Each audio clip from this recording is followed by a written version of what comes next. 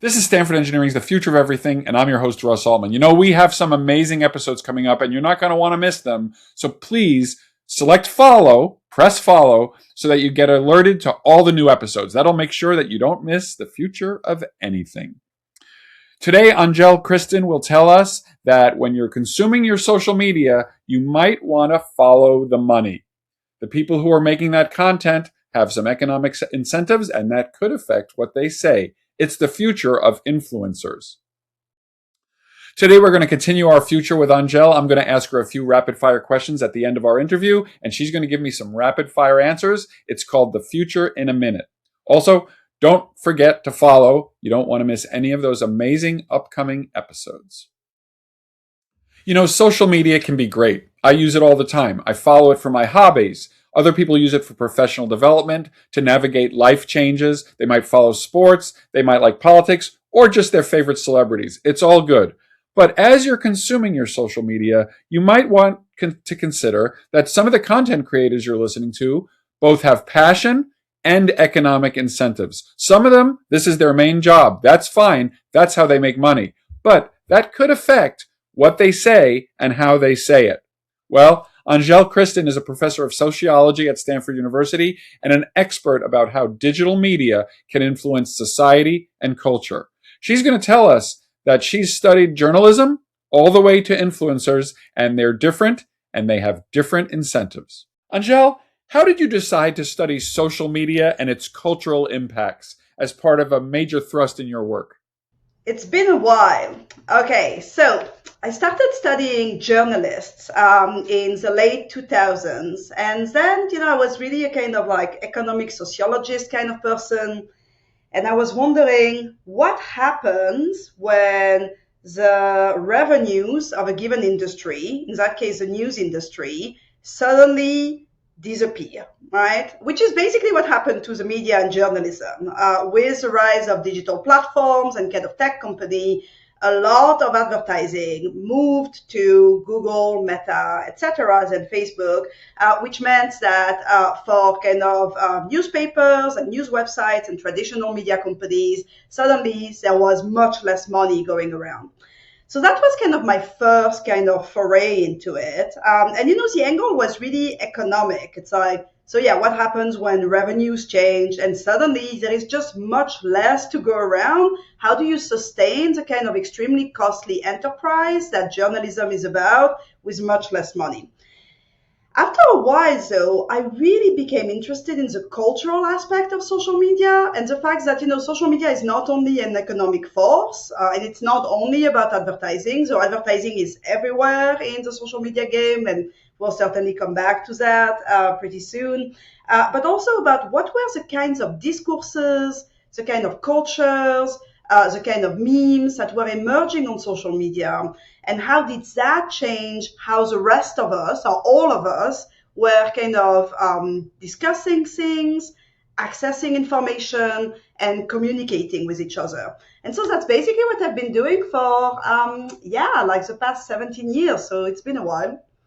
So just to go back to that, what did you conclude about the journalists and their economic stress? And especially, as I understand it, you were actually watching this happening. You were watching the rise. So you were in I would never call it lucky, but you were in a fortuitous position to be able to observe very closely the response to this big tsunami. And how did they deal with it? And does it have lasting repercussions before we move on to the other topics? Yeah, it really does. And I agree. I mean, I think, talking about the past 15 years, it's not been a happy time for the news industry, generally speaking. But, personally, and as an observer, I was kind of lucky in the sense that I started kind of doing field work with journalists circa 2009, 2010, which is really when kind of social media platforms took off. So a word about kind of the kind of research I do. I'm a sociologist by training, right? And specifically, I'm an ethnographer. So ethnographers, it's really a method and a way of doing research that goes back to kind of anthropology in the 19th century. Think about, explorers going to remote islands and going to study the culture of the natives, as, it was then called. We've changed the language since then, obviously, and also a lot of the kind of ethical considerations there. But that's kind of what I was doing with journalists. So I was spending a lot of time in newsrooms. I was interviewing journalists. I was kind of sitting in the newsrooms with them. I was watching what they were doing on their computers. I was following their stories. I was going on Twitter at the time and on social media with them and really trying to understand how these big transformations were affecting their daily lives and their representations. And so the main findings, well, the first one is really that, big economic transformations and this change in the business model of journalism also come with kind of day-to-day consequences. So concretely, what I saw is that in newsrooms at the time, and I was focusing particularly on web newsrooms, right? So kind of where journalists kind of publish kind of news articles online, they started paying a lot of attention to social media metrics and to what users were doing when they came to their website, how much time they were spending on each story, how they came to the stories, right? Did they find them through Facebook or Twitter, or kind of did they Google them, or did they arrive on the homepage of the website? All of this is basically conveyed through extremely granular dashboards and software programs to web journalists. And what was really interesting at the time is what I saw is that a lot of journalists were kind of obsessed with these metrics, right? They kept on talking about, who is coming to the website, which article is the most popular, which article is underperforming, which one is going viral on X and X platform. And what was fascinating there is that, perhaps unsurprisingly, since from 2026, but again, this was 2009, 2010, the kind of articles that were getting a lot of traction and a lot of traffic online were not the most prestigious articles that journalists had been trained and socialized into thinking that was the important stuff of journalism. So concretely, for traditional journalists, international news, politics, and let's say culture and the arts, right? Yep. These are the most prestigious kind of rubrics and sections in newspapers. That's, it's kind of always been that way. I mean, since the 19th century. Take a guess. Was that what was the most popular online? Well, maybe it was popular culture and celebrities. Yeah. So basically sex, scandals, celebrities. There you go.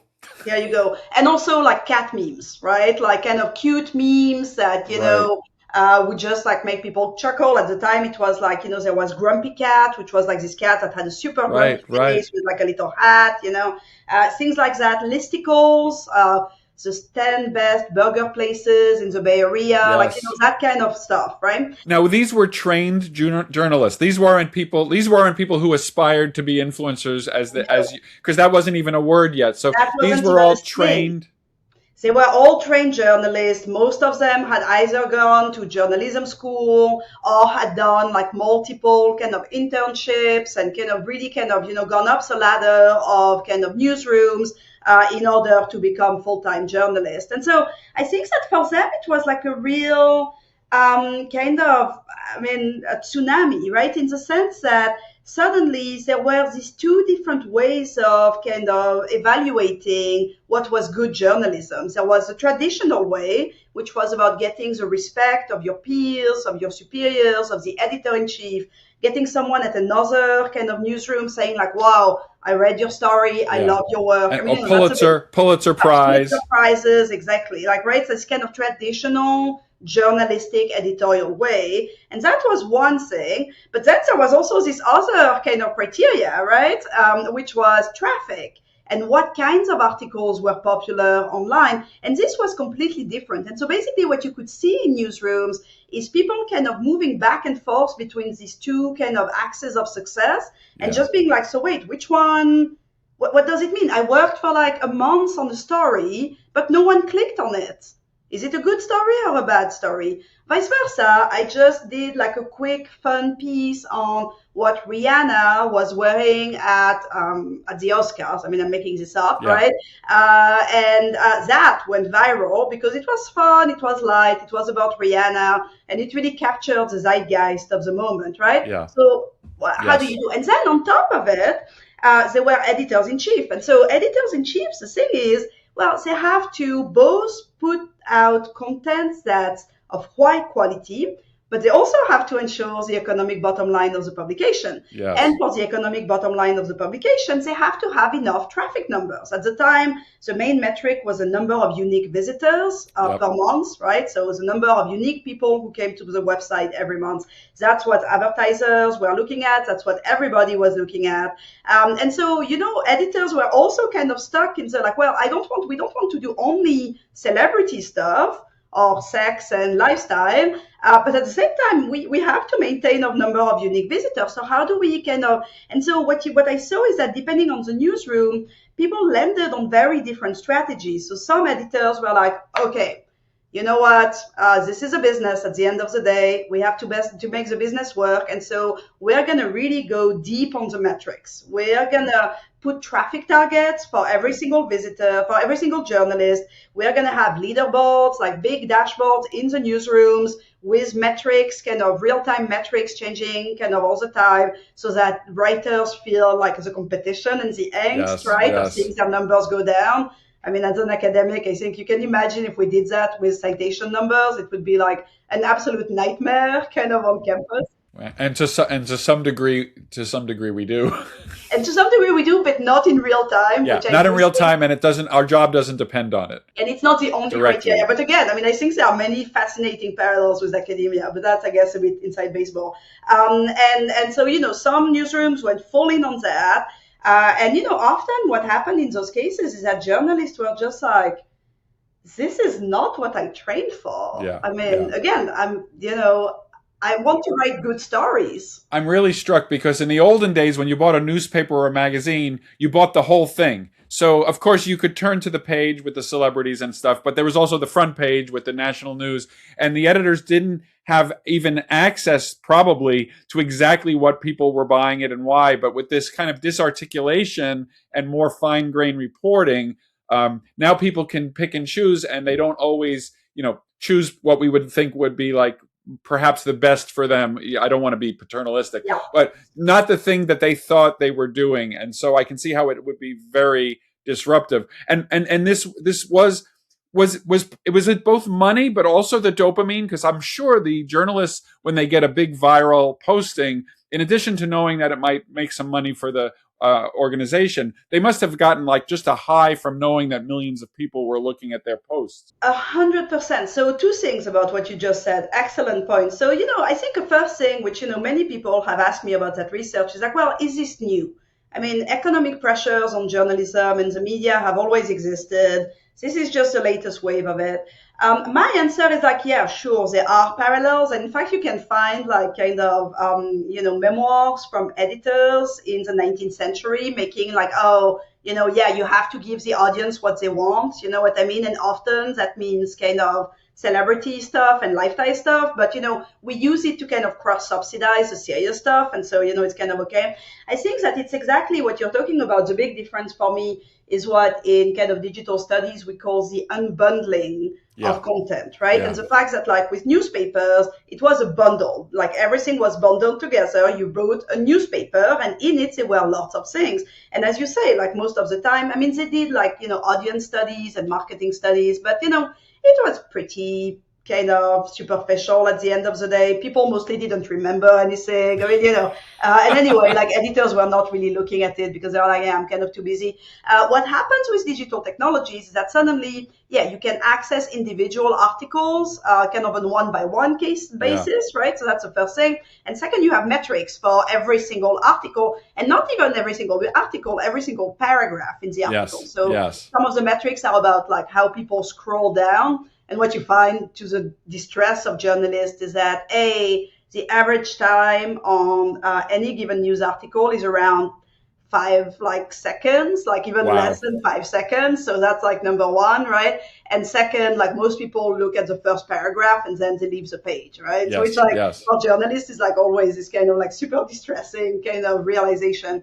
But so I think that was really kind of the main kind of transformations there. And that's the point about the dopamine high is so right. I mean, I think at the end, that's kind of a big argument in my book, Metrics at Work, Journalism and the Contested Meaning of Algorithms, which I published with Princeton University Press in 2020, which is that, at the end of the day, journalists are communicators. They want their stuff to be read. And I have a lot of empathy for that as a writer, as a professor, as a researcher. I want my stuff to be read.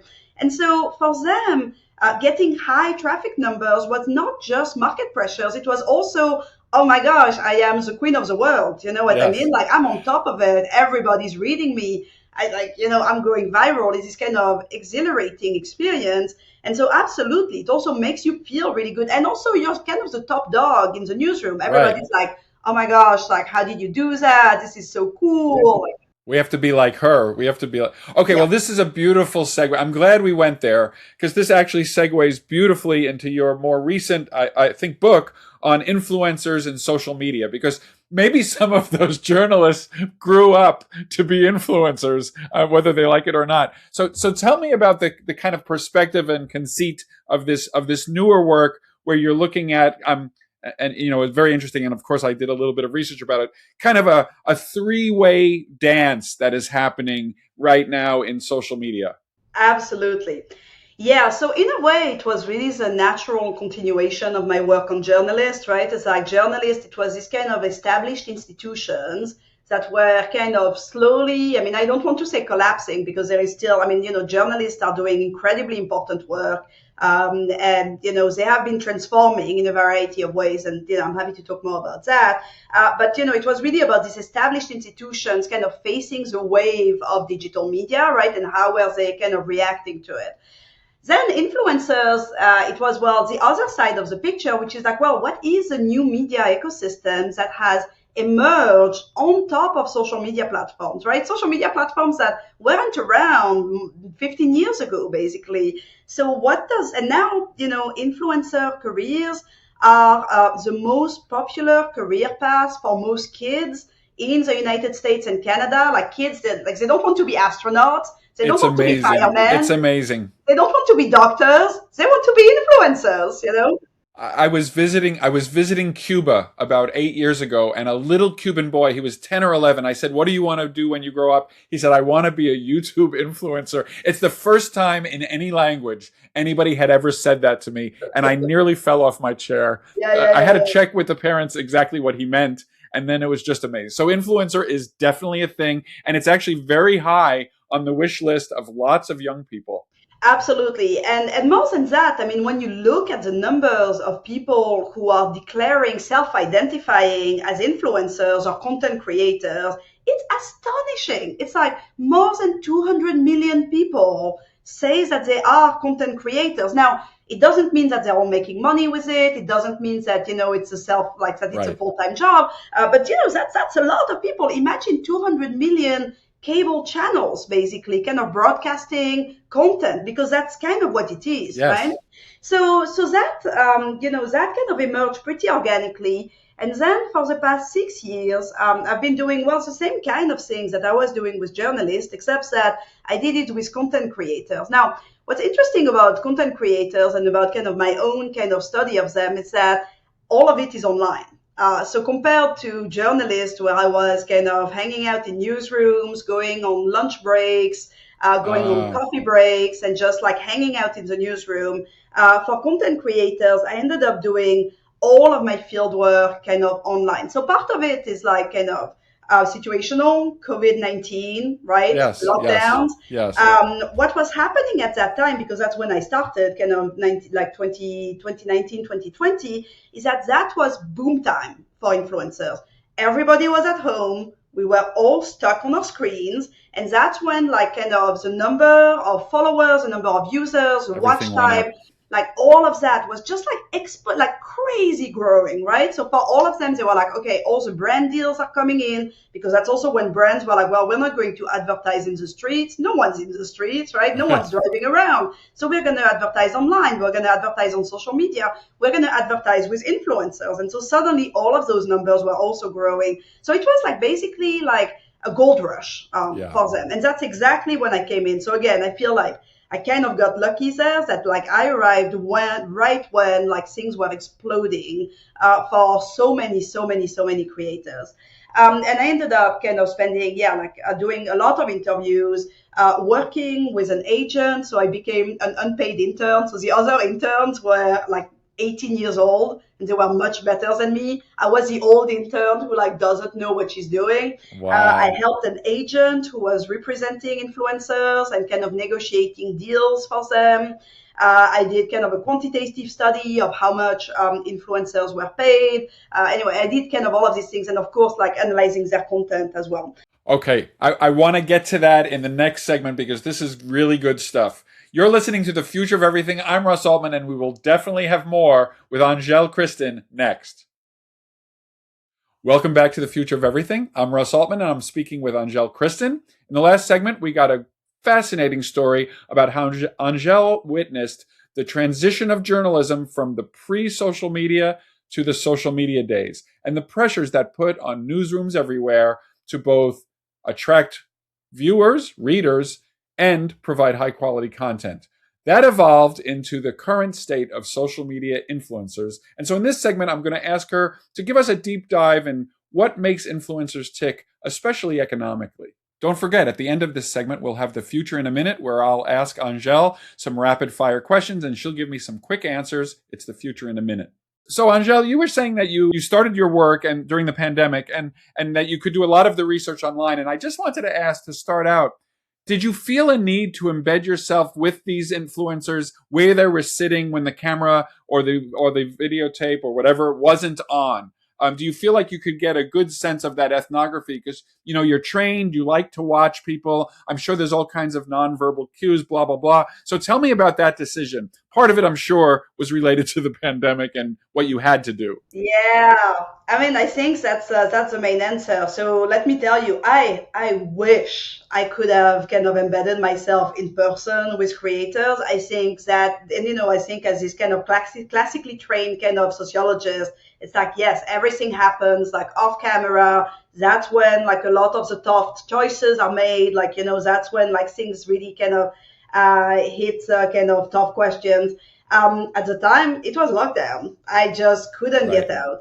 So, I ended up kind of not doing it. And basically, kind of that changed my research question in turn, which is classing in kind of the kind of interpretive social sciences, where you're like, well, you collect some kind of data. In that case, it was all online. And so I ended up kind of focusing more on kind of the economic incentives, first of Uh-huh. all, and second, the ways in which the kind of structures of social media shapes the relationships between influencers and audiences, right? So in a way, instead of kind of really looking deep down at kind of what's happening behind the scenes, Yeah. I ended up looking more at like, okay, structurally, what's going on with social media production. So, Great. not Great. perfect, but it is what it is. It's a great answer.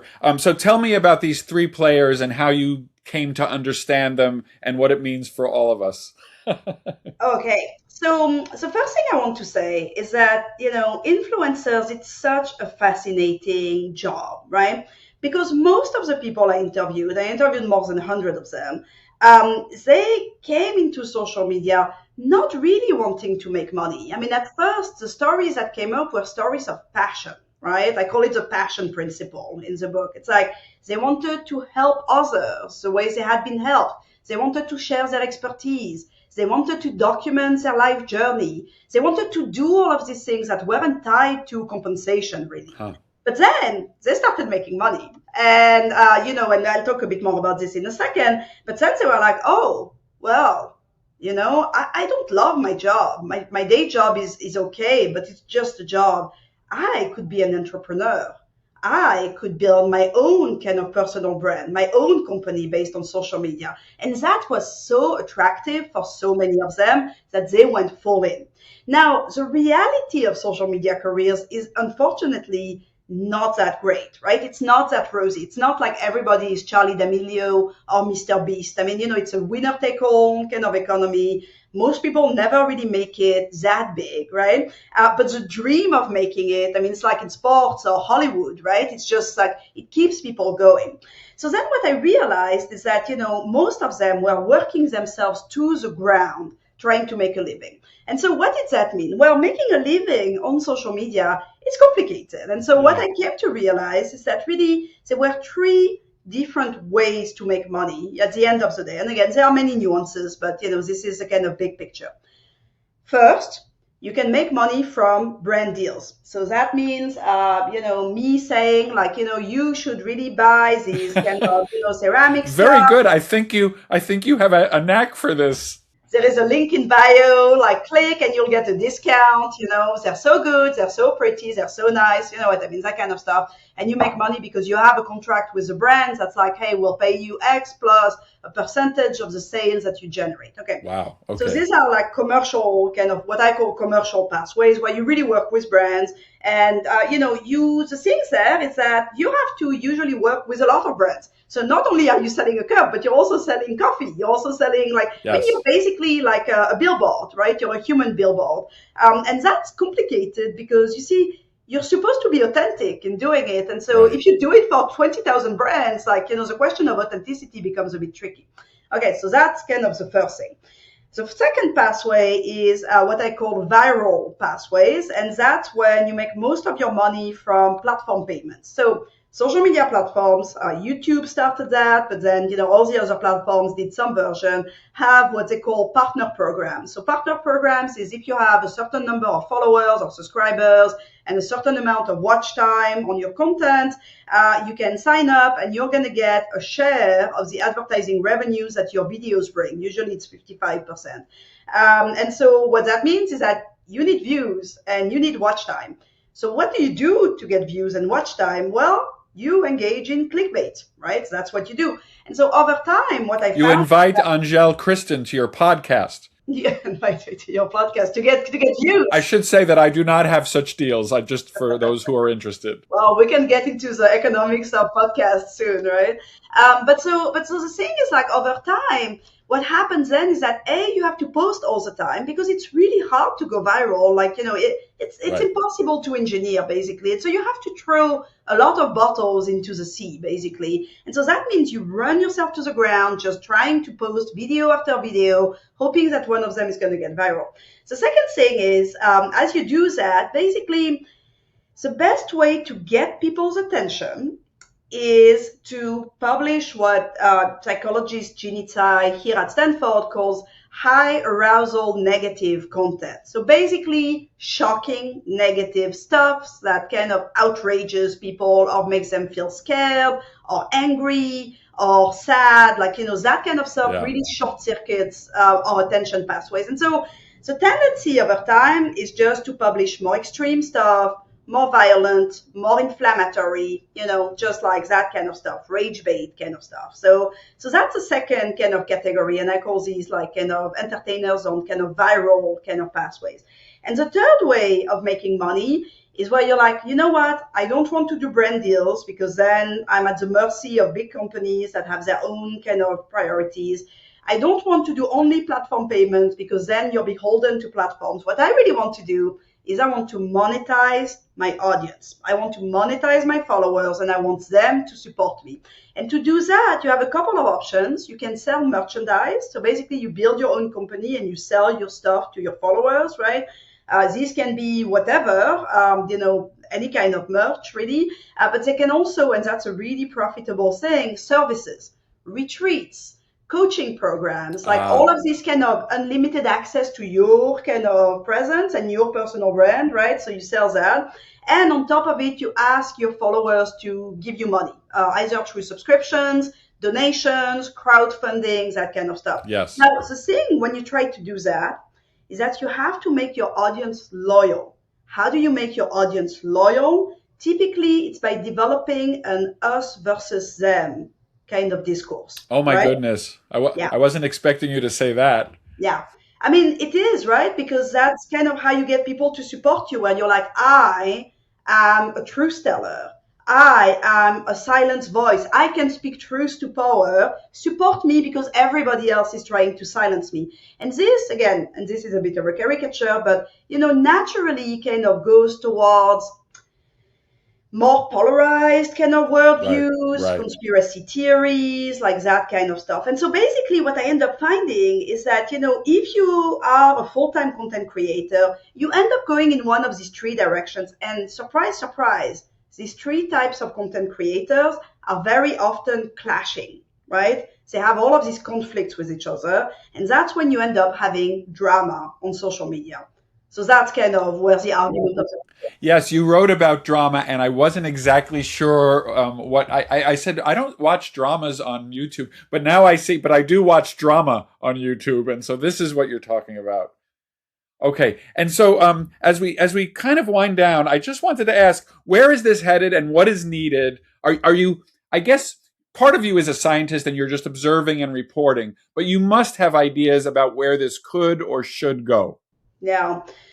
I kind of do. I mean, right now I'm finishing the copy edits on my manuscript, and I think that after spending 6 years studying influencers and really 15 years studying social media, like you kind of have ideas, right? Even if you're just like, well, I'm just kind of analyzing. I Yeah. think for me, social media is amazing and terrible at the same time. And I don't want to diminish any of these aspects. I mean, it's amazing in the sense that we have more information than we ever had any time before, right?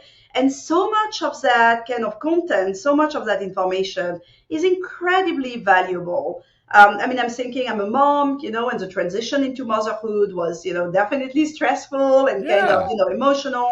And I was so grateful to all the creators who are blogging and vlogging about the first months of motherhood, how to deal with, I don't know, Yes. colicky babies, like all of these things, right? And then people who have hobbies have found these communities that are very deep, and nobody's making any money, but they're all loving their gardening or their photography or Exactly. And you have these kind of super nice corners, right? I mean, I do ceramics and I'm watching ceramics videos all the time. And so yes. I wouldn't want to go back to a world where I don't have that. So that's kind of the first side. The second side, though, is that, again, and I very rarely take normative positions, but after 15 years studying social media, I think I've reached one. And that normative position is that it is not a good idea to have a media ecosystem that is fully funded through advertising revenues. If you look at newspapers, the way they were funded, their business model was half subscriptions and Yep. selling of newspapers, half advertising revenues. I mean, the percentages Right. vary, it depends Right. on the time and Right. newspapers and country, but it was really half and half, right? And so if one of them went down, well, you still had the other one. If the other one went down, well, you still had the first one, right? Social media, it's all advertising. It's all online advertising and behavioral targeting. And I think that what that means is that social media platforms are, at the end of the day, in the business of optimizing for user engagement. And that kind of pressure then percolates down to social media influencers, right? Yeah. Who are themselves, because of the payments, the brands, like, all of this, also in the business of optimizing for engagement. And I think that when that is your North Star, when that is the sole priority, I mean, at the end of the day, the main kind of guiding logic of an industry like social media, it's not a great situation. And so my kind of, clear recommendation is just like we need to diversify the business model of social media platforms. And what that means is that all of us as users, as audience members, we have to kind of reconcile ourselves with the fact that we need to pay, Yeah. Yeah. and not with our data. We need to pay with our wallets. You know what I mean? Yep. And I think that would kind of So we can watch the ceramic YouTubes and know that that person has a source of income from us separate from clickbait about ceramics. exactly. And we just kind of either we subscribe to them and we kind of do an annual subscription kind of thing if we really like their content, Yeah. or we donate. Like again, there are many different ways in which we could do that. But I do think that that's really kind of a clear kind of normative point on which I've landed, which is like advertising, online advertising only is not an ideal situation. Yes, and we are seeing things in that direction. So this is great. And before we totally finish up, I wanted to go to our segment that we call Future in a Minute. So thank you so much. And we could go on, but are you ready to do Future in a Minute, where I'll ask you some quick questions and you give me some quick answers? Yes, for sure. Okay, great. First question. What is one thing that gives you the most hope about the future? Again, the diversity of social media creation. From ceramics to motherhood, any kind of hobby, I find that this kind of explosion of content is fantastic. What is one thing you want people to walk away from this episode remembering? Follow the money. It's that's kind of my thing. Follow the money. Content creators, at the end of the day, it's a job. Try to figure out what are the incentives of the people producing the content you consume. Aside from money, what is the one thing you need to succeed in your research? My own research, I need time. I'm a very slow animal. I take a long time. I need more of it. If all goes well, what does the future look like? Amazing information and entertainment for all of us that inspires us to become better citizens in the world. If you were starting over again and you needed to get your degree or your certification in a different discipline, what would that be? I would become a ceramicist. 100%. It's amazing. There you go. Well, thank you so much, Angèle Christin. That was the future of influencers. Thank you for listening to this show. Don't forget, we have a catalog of back episodes, more than 300, where you can listen to conversations on an amazing array of topics. Also, please remember to share. If this episode made you laugh, made you cry, made you think deeply, made you not think deeply, consider sharing it with friends, family, and colleagues. That's the best way to grow the show. Maybe you'll even rate and review it. That'll also help. You can connect with me on many social media platforms, such as LinkedIn, Threads, Blue Sky, and Mastodon, where I'm at RB Altman or at Russ B. Altman. You can also follow Stanford Engineering at Stanford School of Engineering or at Stanford ENG.